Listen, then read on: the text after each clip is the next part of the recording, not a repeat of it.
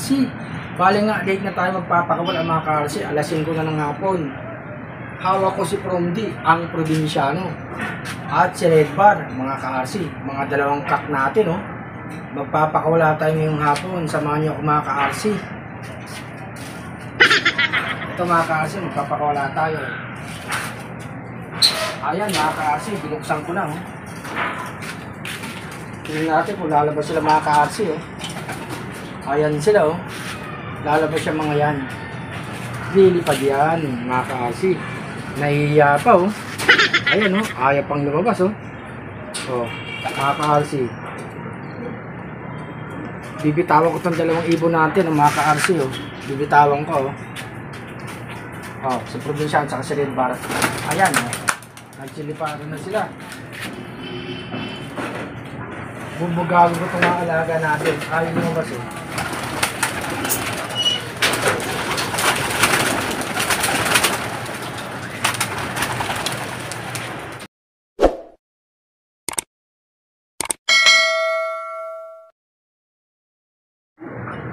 Mga ka-RC, andito na nga yung mga alaga natin. Pakakainin ko na sila mga ka-RC. Eto na yung pagkain nila, oh. Gutom na itong mga alaga natin galing ronda.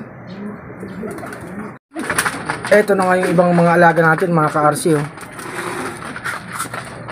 May nag-aaway pa. Si Promdi ang probinsyano at si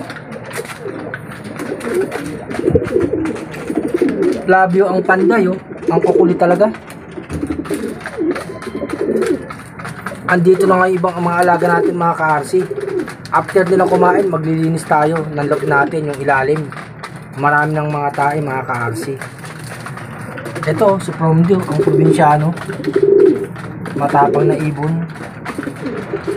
Nag-aaway na naman si Promdi ang probinsyano at si Anonde, no, mga ka-RC, oh.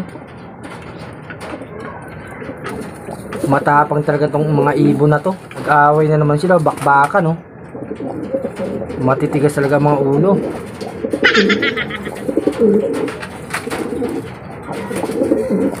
Mga pasaway na ibon, matatapang talaga. Ayan nga mga ka-RC, nasa loob na silang lahat ng kulungan. Yung kulungan ni Provinciano, yung trapal, binaba ko na. Itong malaki, ibababa na rin natin mga ka-RC. Bago pa nga dumilim, maglilinis muna tayo ng ilalim ng kulungan nila mga ka-RC.